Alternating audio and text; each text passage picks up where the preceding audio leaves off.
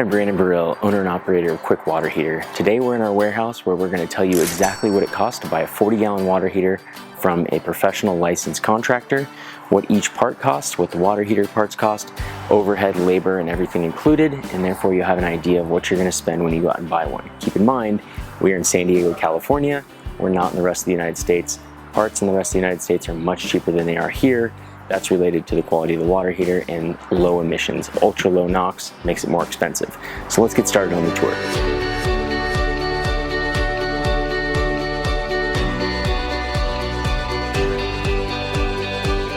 Okay, let's get the tour started. We're gonna start with our water heater. The price of this bad boy ranges from anywhere from $759 online, but don't forget you will have to pay shipping. Product is not light, weighs 160 pounds-ish.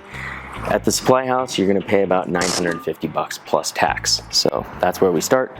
You're gonna need some Flux to put all the parts together. All your copper fittings must be coated with Flux first. It's about 12 bucks a can. We'll assign about $2 to the job because we're not gonna use the whole tube.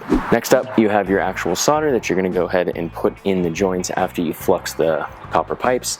It's about $55 a roll. I've been doing this a long time. I remember when this was about $12, but now it's about $55. We'll go ahead and assign about 10 bucks. We do need to do a lot of joints, and so we're gonna use quite a bit of the solder. So we also need to make sure that all your hot lines, so your hot supply line and any of the other pipes that get hot in the water heater, are insulated so they don't lose heat while it's sitting still. This is about 10 bucks. Up next is our galvanized sediment trap. What this does is it stops any debris from going into the controller of the water heater. So this plugs into the controller like that. The gas comes down. If anything's in the gas line, it traps it here rather than going into the controller of the water heater. So this is about $12. Add that to the list.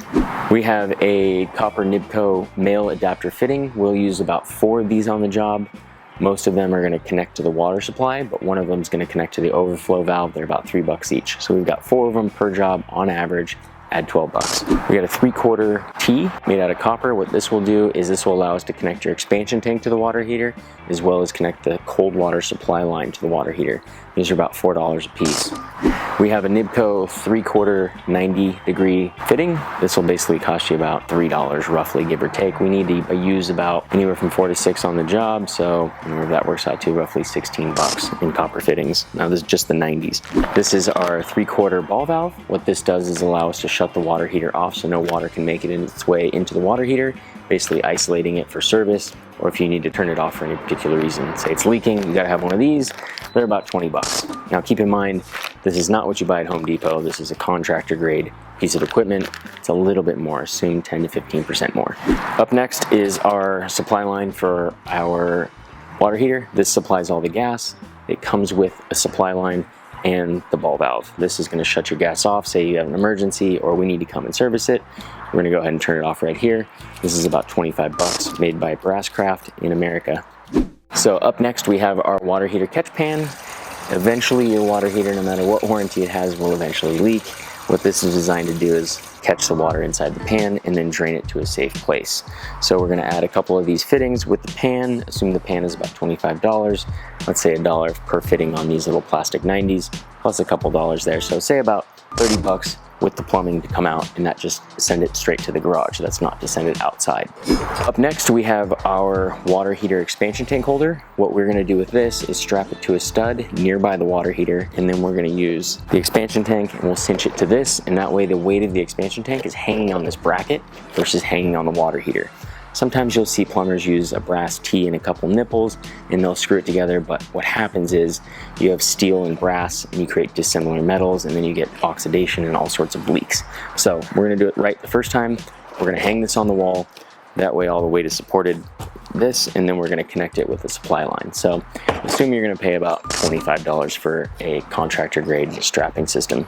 Up next we have our contractor grade brass craft supply lines. These are critical. This is where a lot of leaks happen.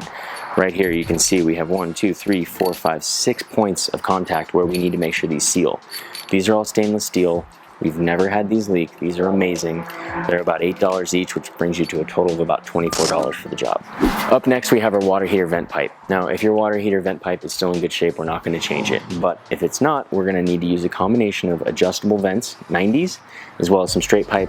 Assume that each piece is about $7 or about $21-ish to change the vent pipe if we need to. There's also some extra stuff that we will need. We need some tapping screws and potentially some venting tape. So assume out the door if we need to redo your vent, you're 30 bucks in cost. That does not include tax. None of these prices do. We'll get to tax at the end. So up next we have our water heater expansion tank. What this does is it absorbs all the pressure that the water heater is going to create. Some people think that this is some sort of ancillary small baby water heater. It's actually not. What it's designed to do is absorb the pressure that your water heater is creating. These are about anywhere from $35 to $45. The contractor grade is a little bit more expensive. Puts us at $45 for this unit. All right, up next we have about 10 feet of copper. So we're going to use this to repipe your temperature and pressure release valve, and then also do all the plumbing that goes into the water heater. This piece of pipe is generally about 30 bucks. This is the L model. It's a little bit thicker, therefore we don't get any leaks in the future. Okay, so as you can see, it costs more to buy contractor grade equipment, especially the water heater and all the parts. Everything is generally about 15 to 20% more, but you get a much better product that's going to last for much longer. And if you ever have a problem, you get someone like me, a professional contractor, between you and your product.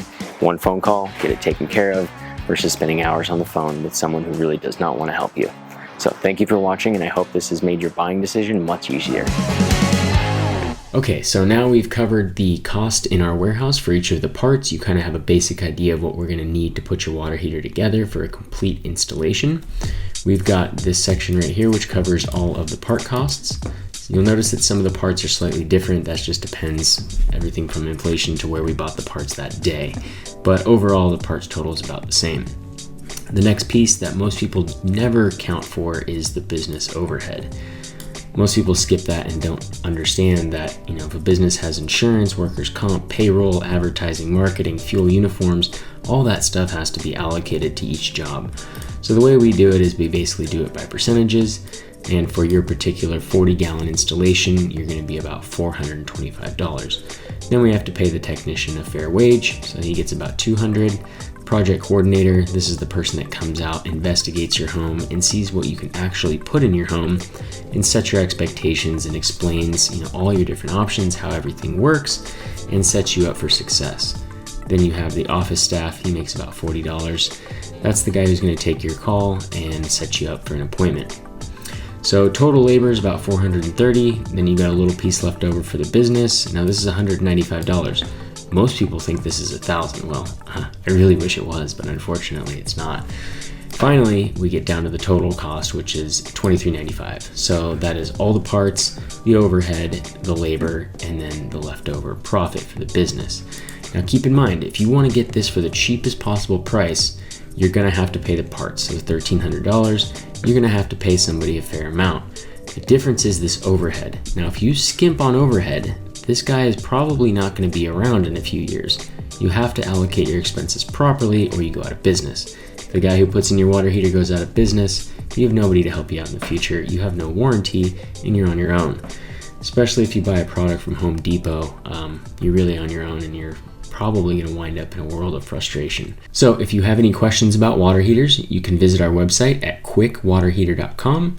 You can fill out our instant quote feature. Go ahead and get yourself a quote on anything that we sell.